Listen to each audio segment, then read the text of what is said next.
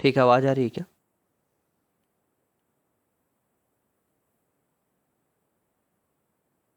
हाँ सर। देखो, उसमें हम लोगों ने क्या पढ़ा था?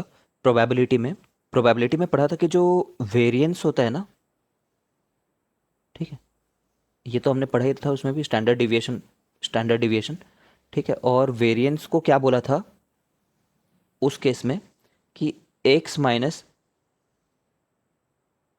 एक्स आई के स्क्वायर का सम, ठीक है। बेसिकली वहाँ पे ये जो चीज़ें होती थी वो प्रोबेबिलिटी के हिसाब से निकाले करते थे, और नीचे में जब हम divided by all those weighted average यानी कि ऑल दोज प्रोबेबिलिटी करते थे तो वो तो वन आ जाता था उस केस में, ठीक है। तो वहाँ तो कुछ भी फर्क नहीं था एन वगैरह से, बट स्ट्रिक्टली स्पीकिंग वेरिएंस क्या होता है, इतना होता है। ऐसे सभी चीज़ों का सम करके, मतलब इस सभी स्क्वायर्स का सम करके डिवाइडेड बाय ये करो, ठीक है ना, ये।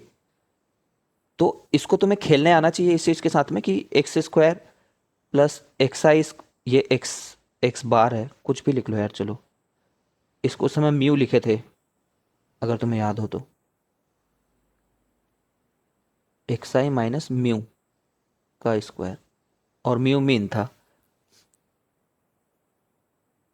तो एक बार दोबारा उसको ओपन करके दिखा देते हैं, बिकॉज इसी पार्ट से क्वेश्चन पूछे जाने की संभावना है ना, याद रखना, जेई मेंस में।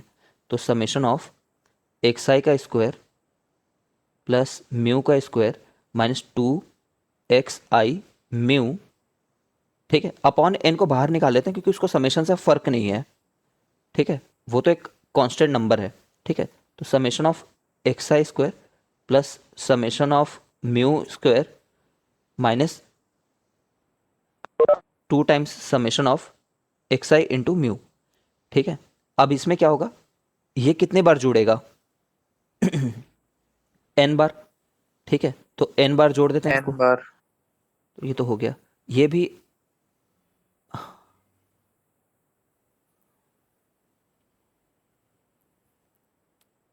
तो इसको ऐसे ही रहने देते हैं, कोई दिक्कत नहीं। और इसमें क्या होगा, म्यू बाहर आ जाएगा, और एक्स आई का सम यहाँ पे जोड़ रहे हैं हम लोग उसको, तो उसको तो हम लोग सिंपली ऐसा बोल सकते हैं, माइनस साइन है याद रखना, -2 म्यू, एन बार जुड़ा है तो, मतलब I hope very basic maths,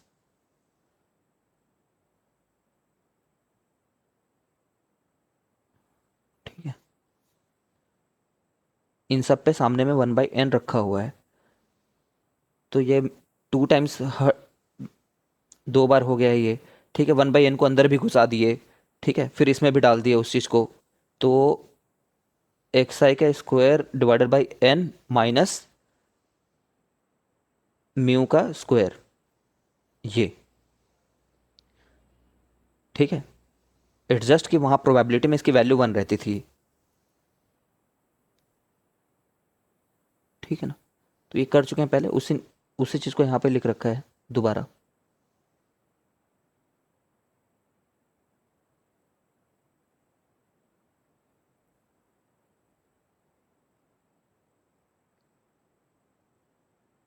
अगर तुम ये वाला प्रोसेस को एक बार प्रैक्टिस कर लो ना, तो यहाँ पे कुछ भी लिखा है उन सबका कोई मतलब नहीं है।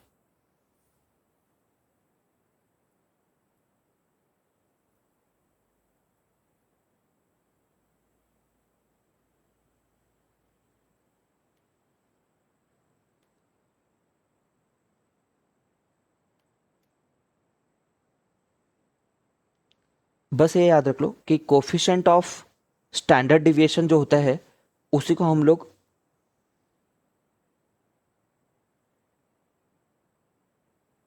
कोफिशिएंट ऑफ स्टैंडर्ड डिविएशन जो होता है ना, वो सिग्मा अपॉन ये जो भी तुम्हारे स्टैंडर्ड डिविएशन आए उतना अपॉन मीन लिखते हैं करके, ठीक है। ये बस डेफिनेशन को बस याद रखना है तुम्हें, कोफिशिएंट ऑफ स्टैंडर्ड डिविएशन किसको कहते हैं, ठीक है।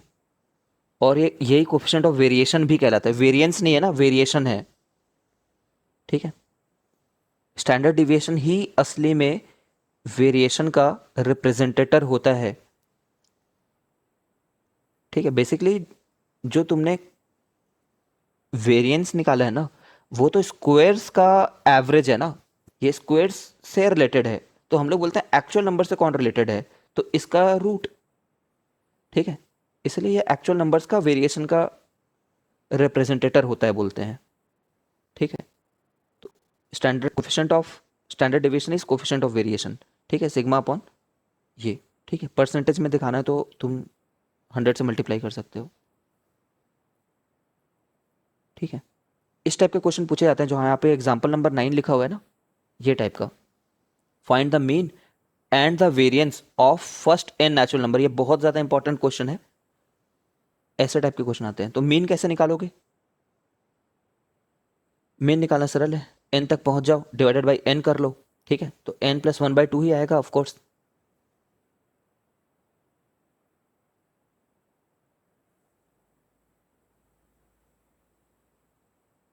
ठीक है,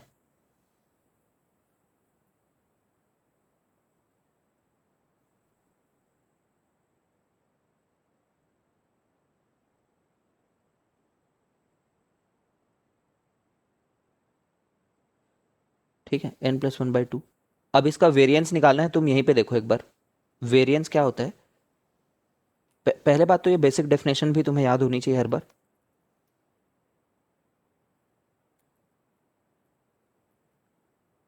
एक्स एक्स आई माइनस म्यू का स्क्वायर बाई एन, ये।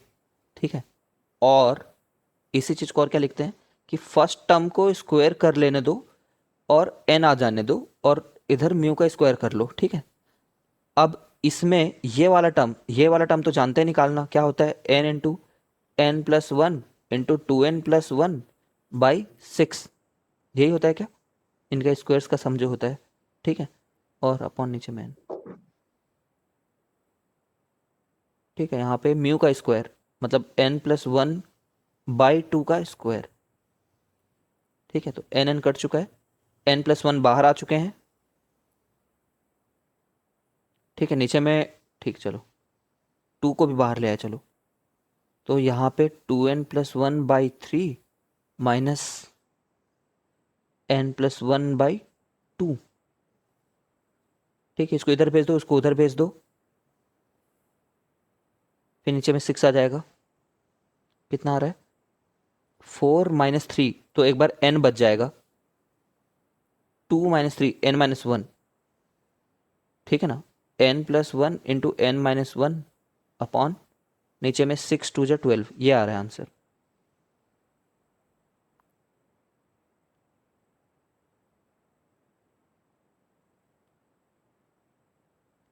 आई होप यही हो।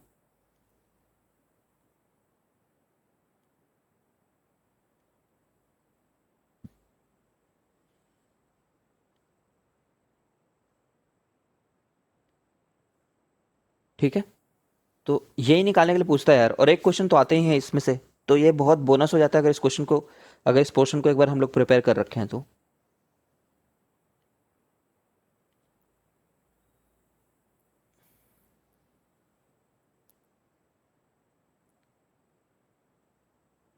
I hope it is clear. Alfiya clear है क्या?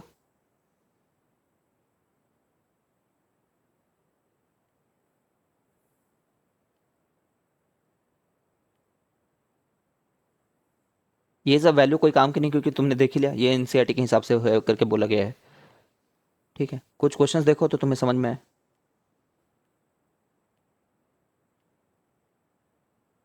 देख लो, कोफिशिएंट ऑफ वेरिएशन निकाला है, वेरिएंस मत बोल देना उसको।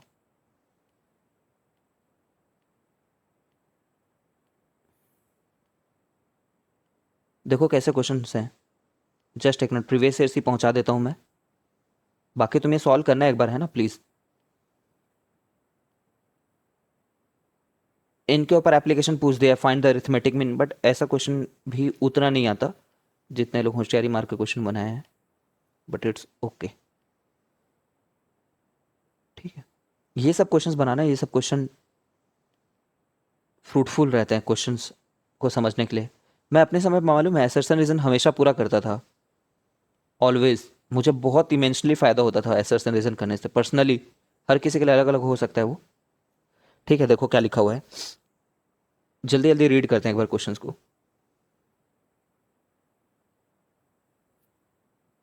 पेपर तो नॉर्मलाइज्ड है, हर चैप्टर से एक क्वेश्चन आना ही है ना।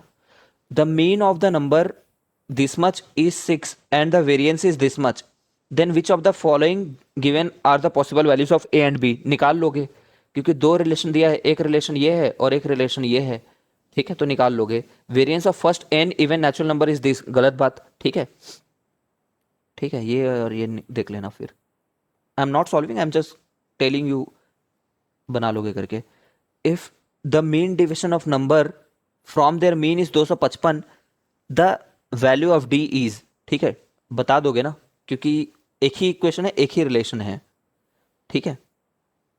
कुछ एक एपी जीपी कुछ तो फॉर्म हो रहा होगा इसमें, मान लो जो मीन आ रहा है वो क्या होगा, 1 + 1 + डी, ऐसे सब लोग का समेशन, एपी ही बन रहा है सर।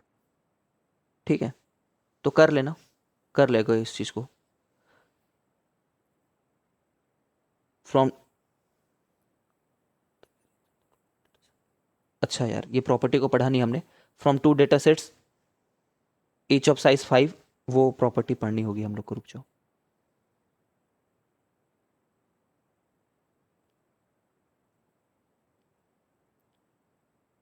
रुक जाते हैं, पहले और क्वेश्चंस को देख लेते हैं।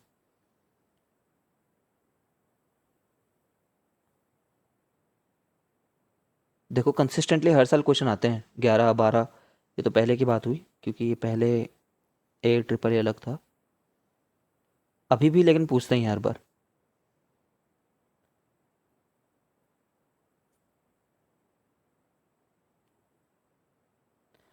यही, the mean and variance of 5 observation is this much in this much, if 3 of the observations are 3 4 and 4, then the absolute value of the difference of the other two observation is, ठीक है ना। करना चाहोगे question तो करो, या तो घर में बनाना है यार, छोड़ो, है ना, घर पे बनाओ इन सब चीज़ों को।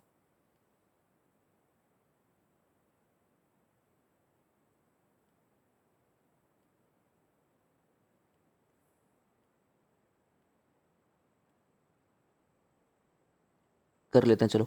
The mean and variance of 5 observation is R4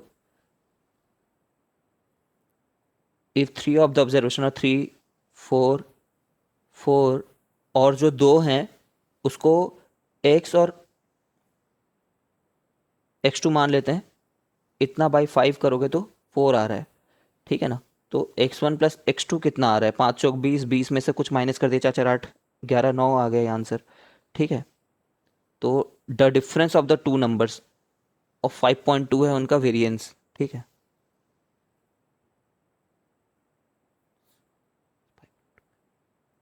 तो इतना बाई 5 माइनस उनका मीन, मीन तो ये है का स्क्वायर, ये वेरिएंस है 5.2, ठीक है, समझ गए हो। तो दो रिलेशन बन गया ना फिर तो, x1² + x2² मिल जाएगा इस चीज से तुम लोग को, फिर दो इक्वेशन दो रिलेशन तो सॉल्व करके परफेक्ट वैल्यू निकाल सकते हो, तो उनकी एब्सोल्यूट वैल्यू पता चल जाएगी, ठीक है, इतना ही है। ये चैप्टर नहीं भी पढ़ाता तो बन जाता तुमसे। किस बात का 5:15 बज जा रहा है भाई।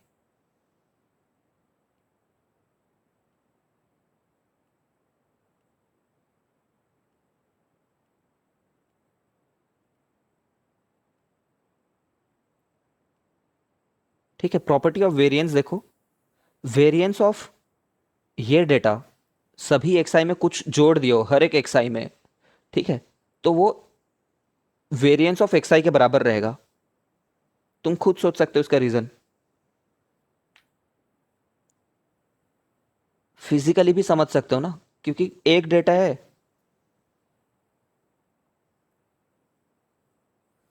दूसरे में तो वेरिएशन है ही नहीं ना, दूसरे डेटा में there is no variance.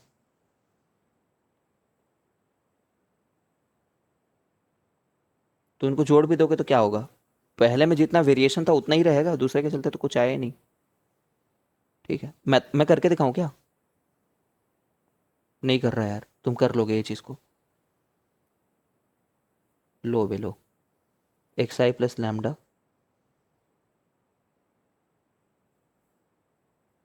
Mathematical proof इसका इन सब डेटा का वेरिएंस कैसे निकालते? इतना माइनस इनका मीन का स्क्वायर डिवाइडेड बाय एन का समेशन। तो इसका मीन में ही तो ये चीज रखा हुआ है ना? इसका मीन ही क्या है? जो इनका मीन है प्लस लैम्डा बार, लैम्डा बार नहीं मतलब लैम्डा। ठीक है, तो पहले ही कट गया तो इसी के जैसा हो गया। ये निकालना चाहो, ठीक है, तो हर एक का स्क्वायर रहता है इसलिए बाहर आ जाएगा। ठीक है, इसको निकालना चाहो तो इसी लॉजिक से ये बी से कोई फर्क पड़ेगा नहीं और ए का स्क्वायर बाहर आ जाएगा। ठीक है, is it clear Devendra? Yes sir. ठीक है, खत्म करते हैं, फिर ये खत्म हो गया।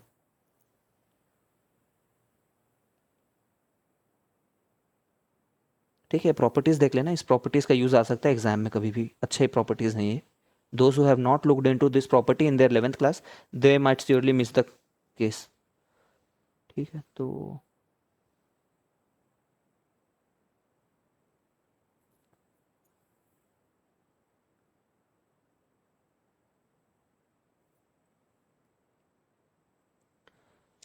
ठीक है, अब थोड़ा बुलियन अलजेब्रा पढ़ेंगे। बेसिकली मैथमेटिकल रीजनिंग चैप्टर का हिस्सा है ये लोग अभी जो पढ़ने वाले हैं।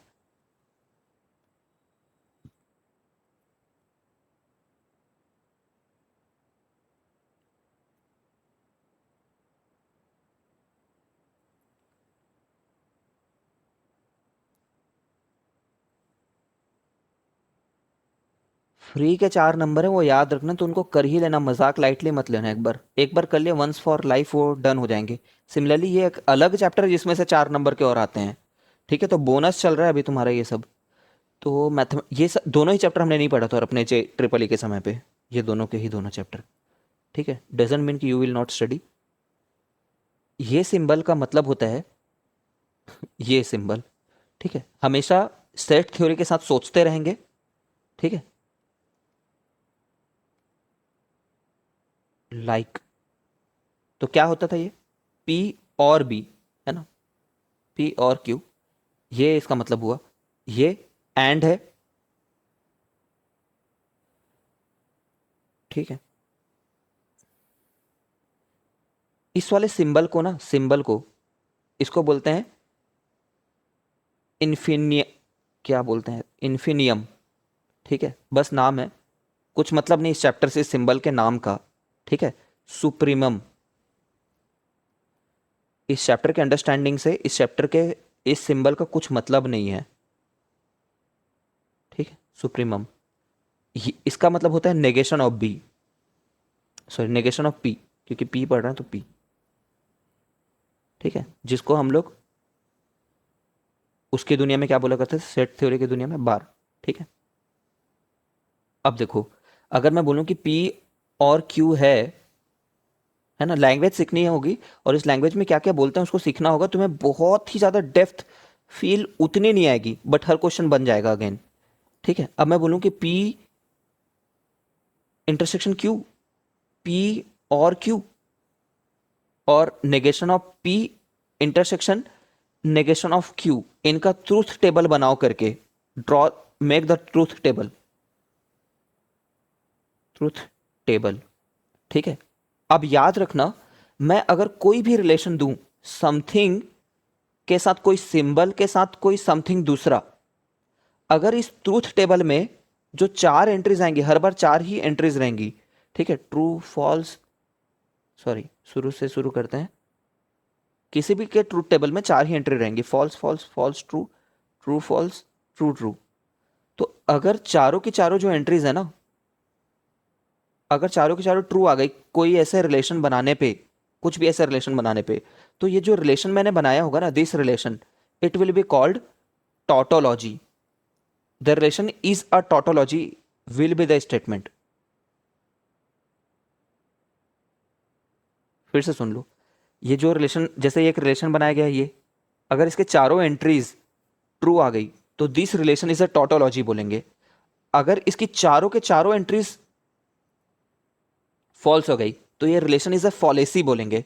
अगर ये चारों के चारों एंट्रीज मिक्सचर आई, कोई भी प्रकार का मिक्सचर, कम से कम एक दूसरा बंदा आ गया, समझ रहे हो, तो इट इज अ कंटिंजेंसी बोलेंगे। This relation is a contingency.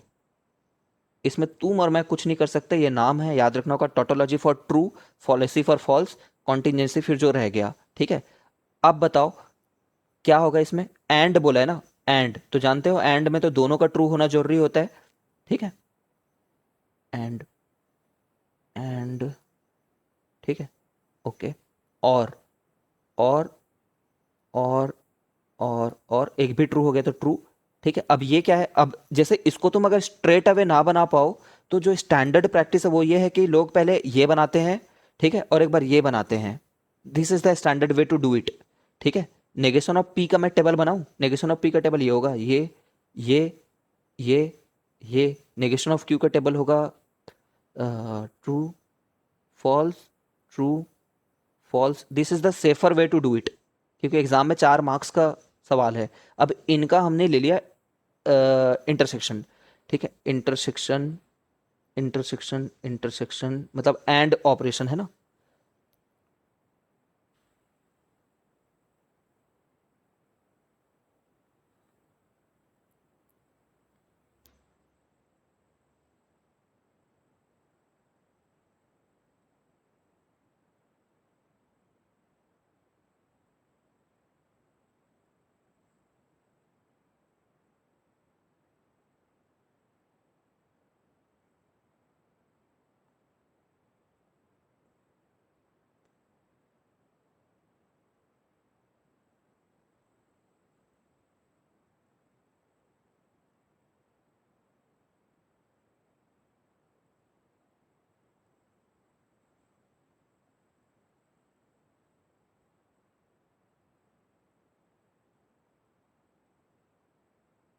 ठीक है, तो ये बताओ इन तीनों में से कौन सा रिलेशन, ये रिलेशन, ये रिलेशन और ये रिलेशन में से कौन सा रिलेशन टोटोलॉजी है। कोई भी कोई नहीं, नहीं है। कोई भी फॉलेसी भी नहीं है। ठीक है, सारे तीनों के तीनों ही कॉन्टिजेंसी है इस केस में। All the relations given are contingency, है ना। मैं क्वेश्चन में क्या पूछेगा मालूम है, identify the type of relation P intersection Q. ठीक है, तो it is a tautology, contingency और फॉलेसी, और बोथ टोटोलॉजी एंड फॉलेसी। तो बोथ टोटोलॉजी, फॉलेसी ही एक फॉलेसी हुआ। ठीक है, sorry, that was a joke, ऐसा कोई लैंग्वेज नहीं है। ठीक है, दैट वाज अ जोक। तो इन तीनों में से कोई एक करने के लिए बोलेगा, फिर एक तो नन ऑफ दिस दे देगा, तो नन ऑफ दिस होगा नहीं, क्योंकि इन तीनों में से एक ही हो सकता है। समझ ही रहे हो। ठीक है, अगर मैं तुम्हें ये बनाने के लिए बोलता, ये रिलेशन, तो बना लेते। What does it tell, not of P intersection Q, है ना। ये और ये डेफिनेटली अलग अलग है। ठीक है, ब्रैकेट्स का इस्तेमाल होगा अगर तुम्हें ये मीन करना होगा, ब्रैकेट्स का इस्तेमाल नहीं होगा अगर ये मीन करना होगा। ठीक है, तो एक बहुत स्टैंडर्ड क्वेश्चन होता है, जो होता है इज पी ये फॉलेसी, टोटोलॉजी और कंटिजेंसी। तो देखो, जब तुम्हें ना दोनों एक ही टाइप की चीज दे देते हैं, तो तुम्हारे 4 इनपुट नहीं हो सकते, फिर 2 इनपुट होते हैं। पी और पी की ही बात कर दी ना इसने, तो बस पी ही बना सकता हूं मैं, 4 कॉम्बिनेशन तो बनेगा नहीं। पी तो बस या तो ट्रू हो सकता है या तो फॉल्स हो सकता है। ठीक है, ठीक है, अब तुम यहां पे एक नॉट पी बना लो और पी यूनियन नॉट पी बना लो, और मेरे को बताओ ये टोटोलॉजी फॉलेसी है कि कंटिजेंसी है।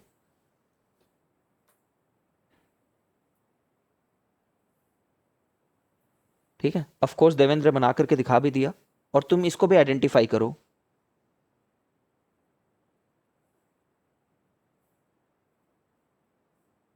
बताओ अल्फिया, तुम भी बताओ, मतलब यहीं पे बना देते हैं हम लोग तो।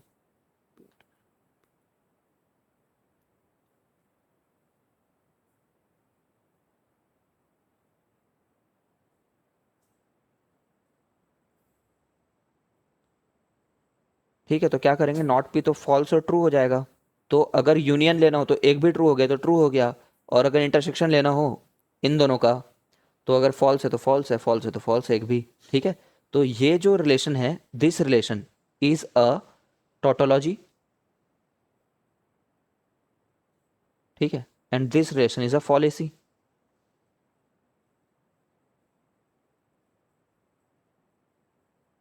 आई think you have got it.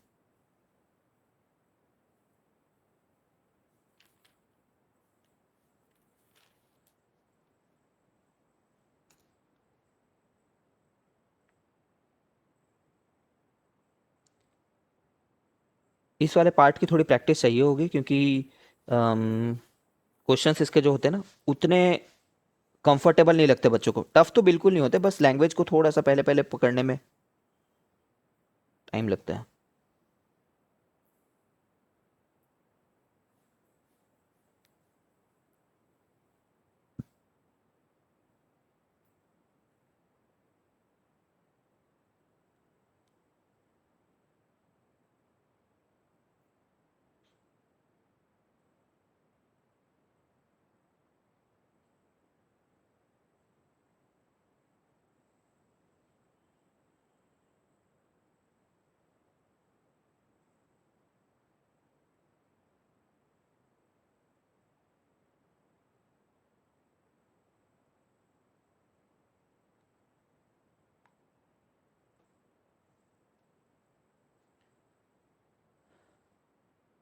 ठीक है, अब आते हैं कंडीशनल स्टेटमेंट्स पे। अच्छा, इन सब का फिजिकल मतलब भी है ना, ऐसा नहीं कि मस्ती मस्ती में कर रहे हैं।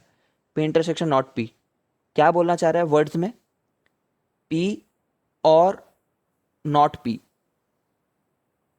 देखो, अल्टीमेटली इसके ट्रुथ टेबल को जानना चाह रहे हैं, ठीक है, या फिर हैपनिंग या फिर नॉट हैपनिंग को जानना चाह रहे हैं।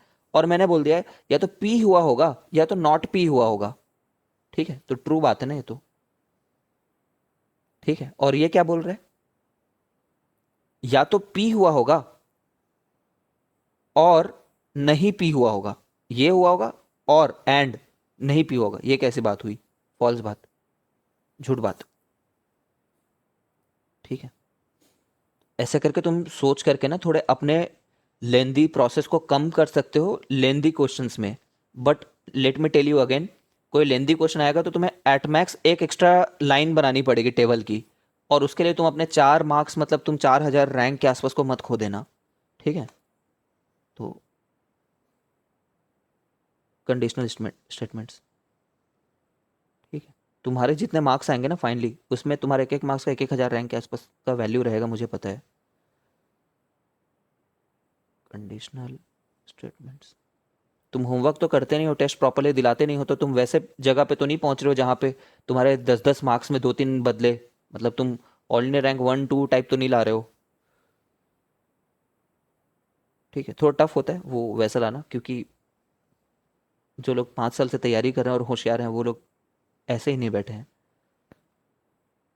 ठीक है, देखो, कंडीशनल स्टेटमेंट्स में ना पी इम्प्लाइज क्यू जैसा कुछ करने की कोशिश करेंगे। ठीक है, इसका मतलब होता है इम्प्लाई। यहाँ पे थोड़ा दिमाग चाहिए होगा समझने के लिए इस चीज को, है ना, थोड़ा ट्रिकी है ये।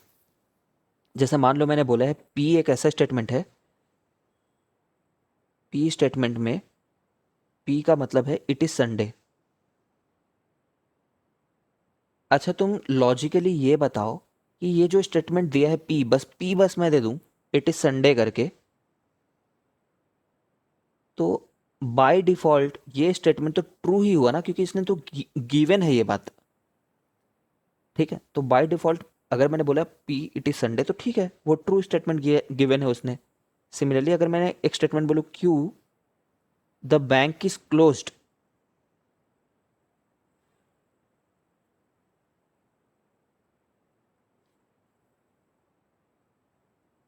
ठीक है, और बाय डिफॉल्ट सिर्फ यूनिकली मैं बस क्यू को सोचूं, ठीक है, सिर्फ मैं क्यू के बारे में बस बोलूं, तो क्यू अपने आप में एक गिवन स्टेटमेंट है और वो हमेशा उसको हम at the face value true मानेंगे। मतलब अगर कोई स्टेटमेंट अगर कैसे भी गिवन है तो वो स्टेटमेंट खुद में ट्रू है मानेंगे। ठीक है, और ये गिवन है ना, देखते जाओ, गिवन पी इंप्लाइज क्यू। ठीक है, ये भी गिवन है। मतलब क्या गिवन है? If it is Sunday then bank is closed.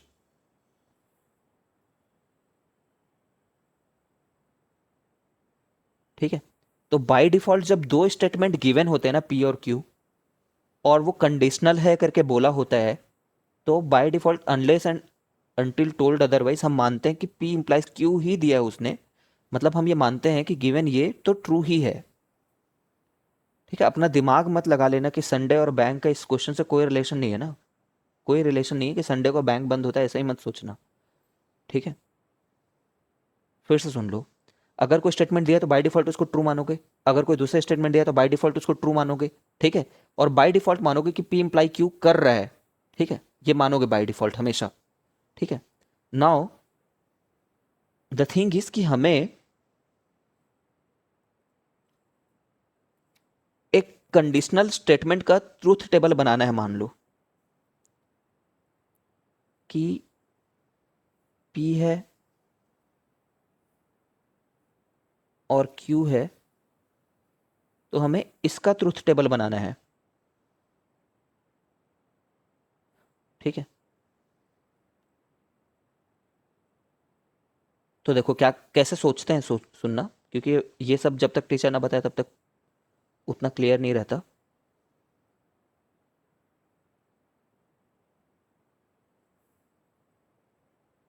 देखो ट्रू ट्रू पे तो इसको हमेशा ट्रू ही मानना है तुम्हें। ठीक है, क्योंकि ये तो गिवन था कि ये दोनों बात सही है, तो बाय डिफॉल्ट मानेंगे कि तो ट्रू ही है करके। ठीक है, तो जब पहले बात मैं तुम्हें इसको रटाना चाहूंगा, तुम बाद में समझोगे क्यों रटा रहा हूं करके।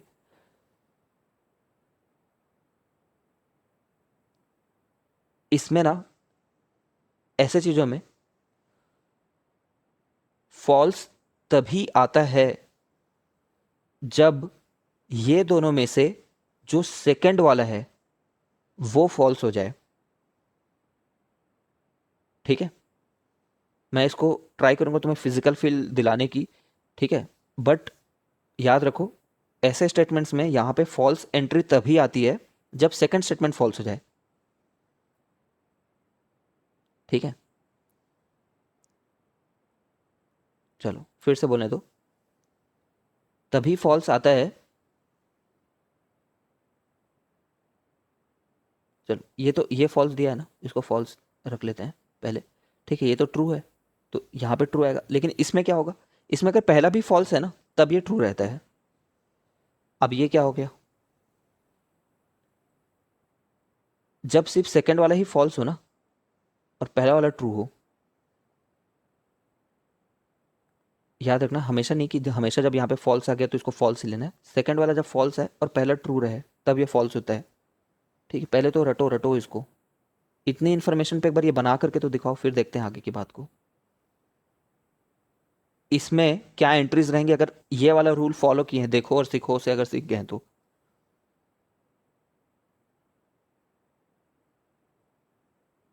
इफ ओनली, या फिर if second only is false,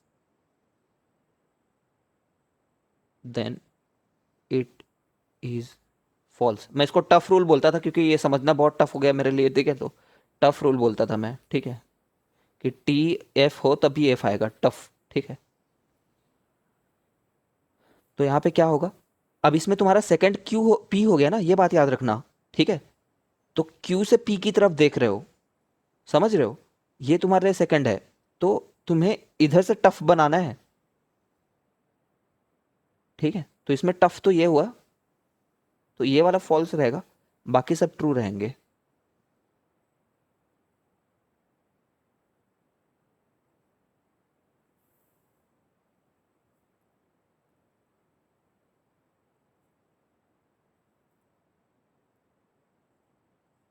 अब सोचो, अब सुनते जाओ और दिमाग खराब होगा तुम्हारा। देखो इसको तो देख ले, it is Sunday then the bank is closed, ये तो गिवन बात है।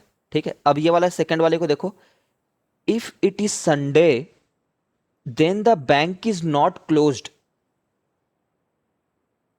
Then the bank is not closed, ये सही नहीं हो सकता।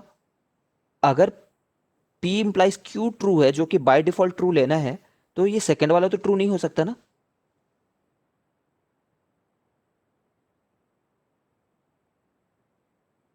ठीक है, तीसरे वाले पे आओ। अब इसमें क्या है, if it is not Sunday then bank is closed. क्या ऐसा पॉसिबल है? If it is not Sunday then bank is closed.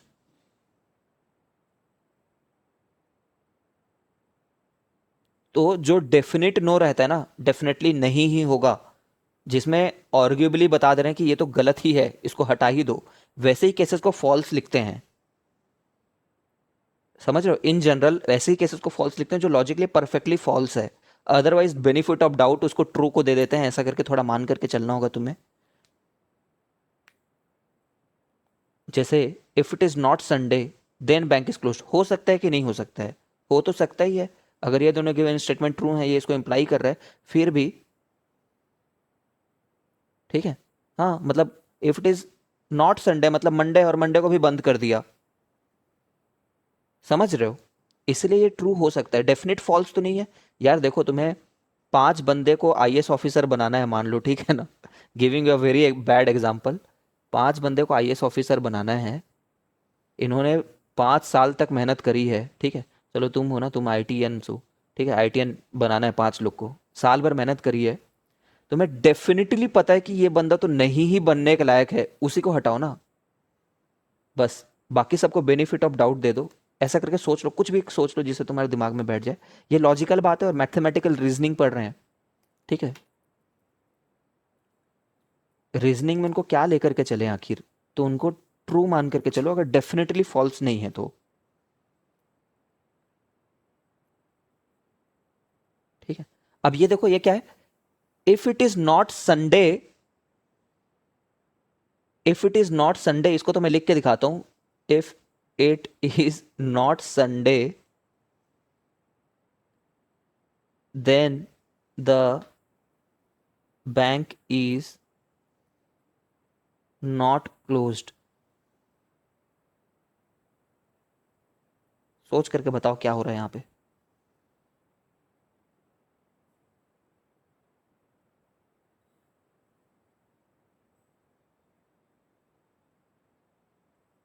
May be true जैसा नहीं लग रहा है क्या तुम लोग को? If it is not Sunday को इफ इट इज मंडे ले लो।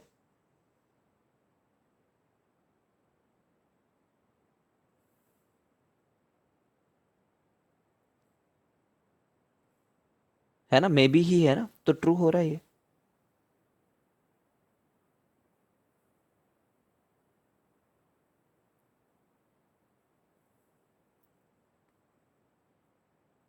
अब पागल हो जाओगे तुम अगर, तो फिर बहुत टफ है, इसलिए मैं बोलता हूँ कि ये टफ है। ये रूल को याद रखो, इससे तुम्हारा कभी एग्जाम में गलत नहीं होगा, ठीक है। ऐसे केसेस में तुम वो लॉजिक भी अपना सकते हो। हाँ हाँ हाँ, ऐसे केसेस में अगर तुम वो वाला लॉजिक अपना सकते हो ना, जैसे कि क्या होगा, जैसे किसी एक को इसमें ट्रू मान लो। ऐसे केसेस में क्या होता है, सुनना, ऐसे केसेस में अगर एक को ट्रू मान लो, किसी एक को, ठीक है। अच्छा चलो छोड़ो यार, बहुत ओवर हो जा रहा है। हमेशा याद रखना कि ये जो है ना, अगर ये ट्रू हो गया तो दुनिया में कभी कोई ऐसा स्टेटमेंट नहीं आएगा जिसमें ये फॉल्स हो जाए। समझ रहे हो, अगर ये ट्रू है तो हमेशा ये तो ट्रू रहता ही है।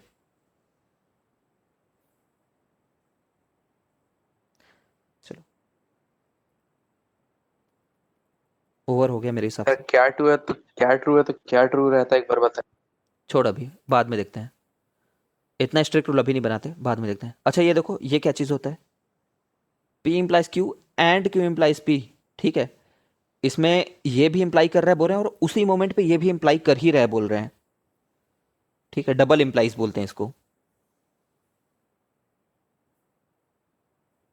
डबल इंप्लाइज, ठीक है। एक मिनट रुकना ना, ये शिवम पाल तो प्राण त्याग देगा अगर इसको क्लास में नहीं आने दिए तो।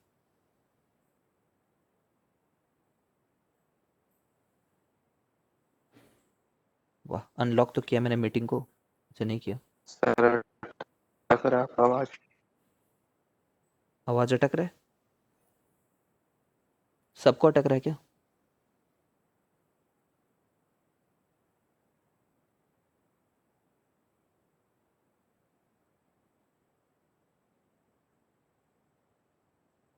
भाई देखना एक बार उसको, नेट क्या है उसका, चल रहा है कि नहीं।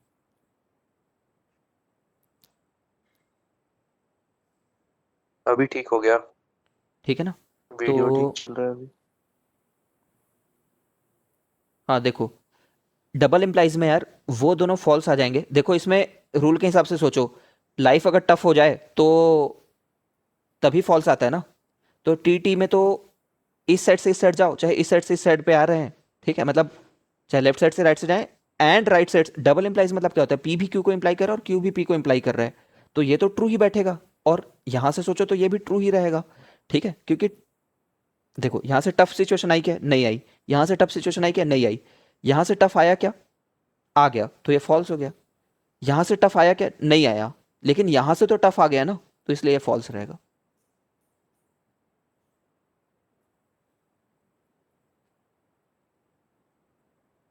आ रहा है क्या आवाज।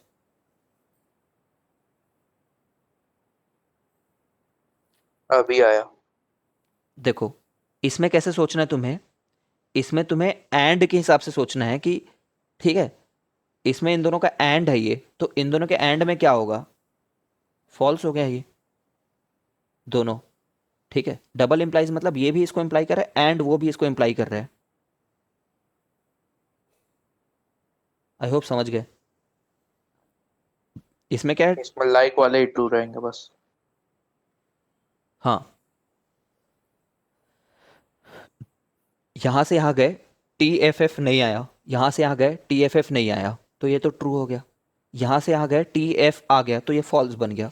यहां से यहां गए टी एफ एफ नहीं आया, लेकिन यहां से यहां गए तब तो टी एफ एफ आ गया ना, तो ये फॉल्स हो गया। दोनों ही जगह में नहीं आना चाहिए टी एफ एफ, ठीक है, यहाँ पे तो ट्रू ही है।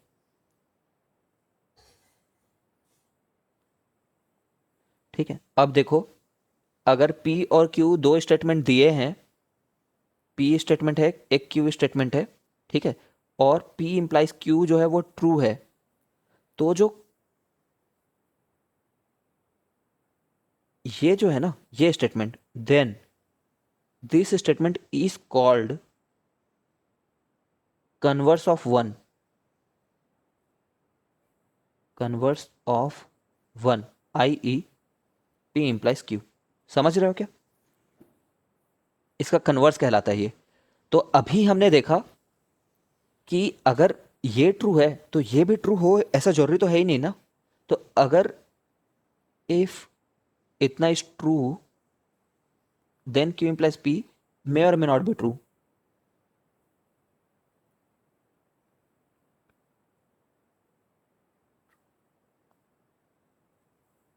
आई होप तुम समझ रहे हो, क्योंकि T जैसे एफ टी होता, तो एफ टी में क्या होता,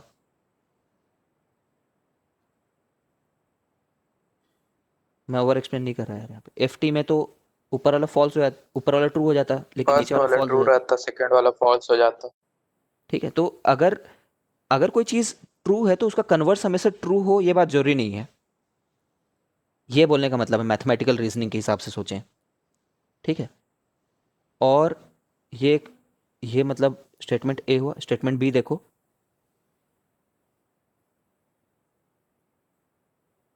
ये क्या चीज कहलाता है, ये एक ऐसा स्टेटमेंट है जो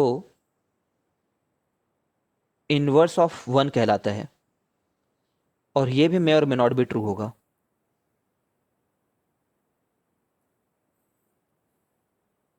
ठीक है, याद करने का चीज़ें ज़्यादा समझने का नहीं है।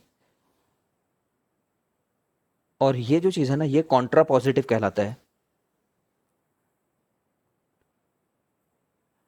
Contra positive.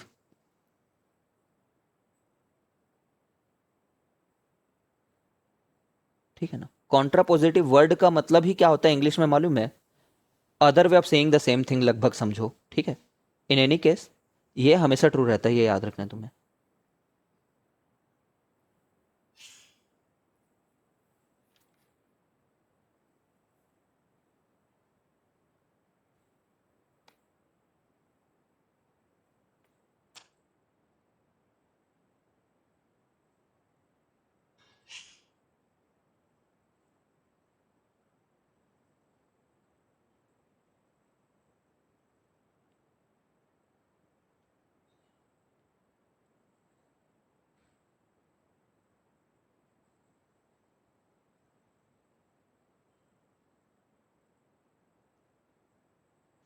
जल्दी से देख लो, कॉन्ट्रा पॉजिटिव क्यों हमेशा ट्रू रहता है, उसी को बस एक बार देख रहे हैं।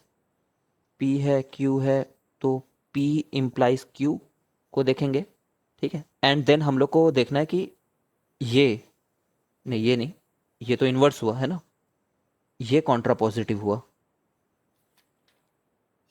ठीक है।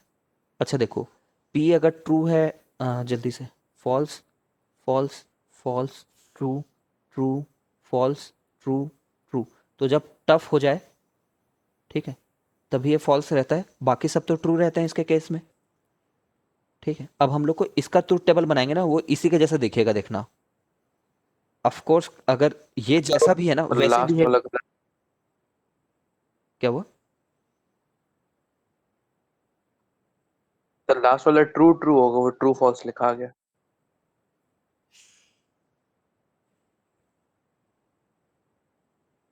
ठीक है, तो एक बार पहले ये बना देता हूँ, फिर ये बना देता हूँ, क्योंकि हमें फाइनली ये लिखना है ना। तो नॉट क्यू देख लेते हैं, तो नॉट क्यू होगा true false true false, not पे क्या होगा, ट्रू ट्रू फॉल्स फॉल्स, ठीक है। अब ये बनाना है हम लोग को, तो इसमें टफ दिखना चाहिए हम लोग को, ठीक है, तो ये बाकी सब तो ट्रू होगा, ठीक है। तो कॉन्ट्रा पॉजिटिव हमेशा ट्रू होता है।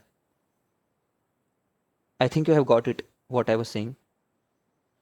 ये जैसा बिहेव करेगा ना वैसे ही ये बिहेव करता है, ठीक है। कुछ लॉज हैं,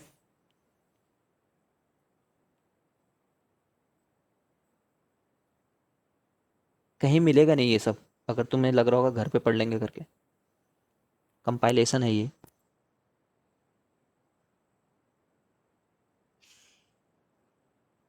अगर डिसकनेक्ट हो जाए तो 5 मिनट के लिए कनेक्ट हो जाना, क्योंकि ये खत्म होने ही वाला है।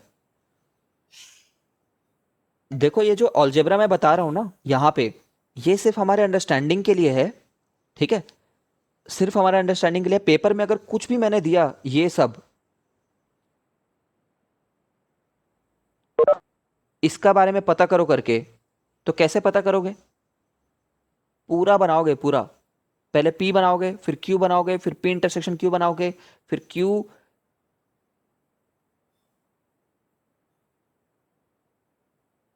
ठीक है, फिर Q के साथ -P बनाओगे, ठीक है, फिर ये पूरा टेबल बनाओगे, और उसके बाद इसको पूरा देखोगे, और उसके बाद उसका नेगेशन बनाओगे। I think I am very clear over here. कोई ये अलजेब्रा के जो रूल्स बना रहा हूँ उसे सॉल्व करने की कोशिश किया, पीट दूंगा उसको। कितना टाइम लगेगा इसको बनाने में, ठीक है। तो मेहनत है, बट फुल फ्रूटफुल रिजल्ट आएंगे, श्योर शॉर्ट रिजल्ट, ठीक है। तो एक लॉ होता है, डिस्कनेक्ट हो तो कनेक्ट होना है, आइडेम्पोटेंट पोटेंट लॉ, आइडेम्पोटेंट। तो आइडेम्पोटेंट लॉ क्या होता है कि P और P हमेशा P ही रहेगा, P एंड P हमेशा P ही रहेगा। तो जब जब तुम्हें कोई बड़े से एक्सप्रेशन में P और